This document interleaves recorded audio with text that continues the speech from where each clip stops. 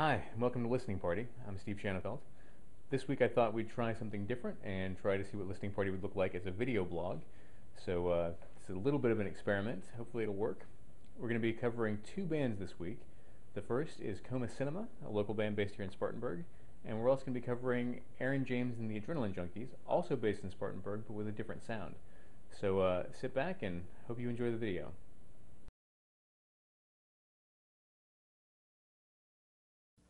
Feeling fever chills, taking flower pills, dream within a dream, talking to myself, awake for days, gotta catch the wave.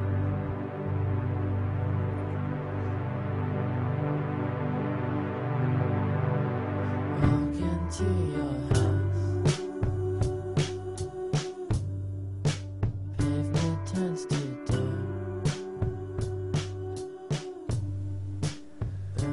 Okay, so we're going to start off with a local band named Coma. This is their video for the song Flower Pills, which is available on their album Baby Prayers, which is available in its entirety as a free download from their website. One of the great things about Coma is that they seem to have almost no interest whatsoever in promoting themselves as a band, as an image.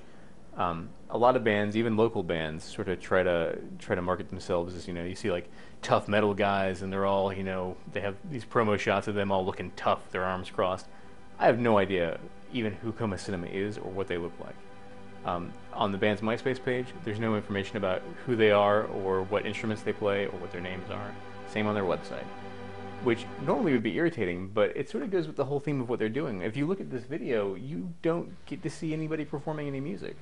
It's all very impressionistic, and it works very well for what they're trying to do, which is this sort of emotional kind of, it's not dark, but it's certainly a melancholy kind of sound. And Flower Pills is a really good example of a song like that, but it's hardly the only one. There's sort of a limited tonal palette to the entirety of Baby Prayers. And it's very effective. If you like that kind of music, or even if you don't really, and you just happen to be in the right mood, it's really hard not to enjoy what it is they're doing. A lot of the songs are a little short. If you like bands like Moldy Peaches, or to an extent a band like Coldplay or The Fray or something like that, where there's sort of a somber quality to what they do in some of their songs, then you might very well like Coma Cinema's work. Now, they do play live sometimes, and you can catch performances of them.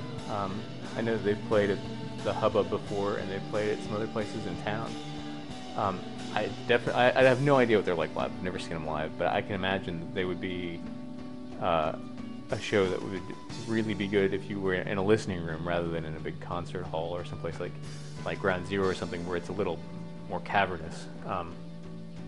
They're not really a band that I can see people getting up and dancing to. But as far as listening and sort of following the mood and going with that, I can definitely see them having some merit. I highly recommend you listen to them. I highly recommend you give them a shot. But that said, I'm not 100% sure that it's music for everybody. To me, what Coma Cinema really seems to be best at is making music that you would want to have like one or two of their songs on a compilation, like if you're making a mix CD for a friend, and you had a whole bunch of fast or upbeat songs, and you really wanted to bring it down just a little bit. You wanted to slow things down a little bit so that you can kind of bridge to that next part. Almost anything you could get from these guys would work. Not to say that they're depressing. They're not a band like Smog, where every time you listen to them, you just feel like opening up an artery and just getting done with it. Not like that at all. It's more of just sort of a quiet, somber, reflective kind of thing. And not to say that some of their songs aren't fun. A lot of their songs are actually pretty entertaining. It's just not. I wouldn't say that they cater towards an upbeat listener. But yeah, it's definitely worth giving them a try.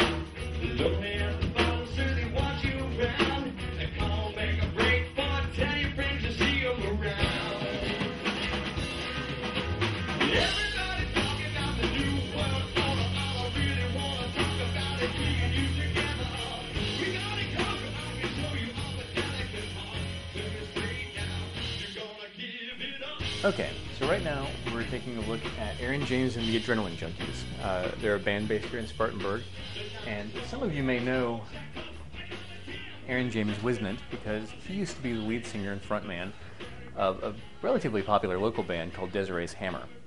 They used to perform here in the area. Their last performance, if I'm not mistaken, was actually at the Hubbub Showroom, which is where this was shot.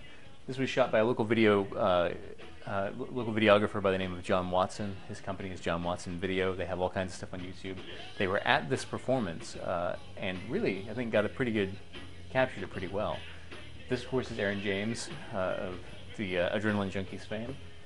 And one of the things that really strikes me about his ability as a performer is that he's really comfortable on stage. That's something of a rarity. I mean, you get people who are good showmen, but not always people who just seem like that they're very comfortable. Like being on stage is where they want to be, and that's how he seems. One of the things that unfortunately we don't have video of is the onstage banner that he was doing in between songs. He's a charismatic, perfectly capable, perfectly comfortable performer. His band is also very good. If I'm not mistaken, they have not performed very much at all. So these individual performers, as far as this may even be the first time they've played to a crowd of any size, I don't know. But they came together very well on this performance. It was pretty surprising how tight they actually were for a band that hasn't been playing together or out to speak of. Just to run you through the rest of the band real quick, over here on bass we have Jessica Ivy Allen, who is a very decent bass player. I was pretty impressed. A lot of times bassists sort of are some of the more limited members of their band, and she was a very good performer. This, of course, is Mike Burkett, who is a very good guitarist. And in the background, we have Kenny Hogan, also of Desiree's Hammer. I really like his hat. So, thoughts.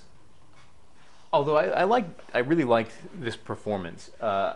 Some caveats with that being that the music that they do is sort of in this. There's a lot of elements that I think probably come from the Desiree's Hammer experience, which is sort of college alt-rock kind of sound that was popular maybe from the mid-90s to the early 2000s, and it's not a bad sound at all. It doesn't really speak to me, and to me it sounds dated when I hear it. That said, if I was interested in hearing this kind of music, if it was the kind of music that I really actually liked, I don't know that I could find a better band anywhere certainly in the region that's doing it than these guys.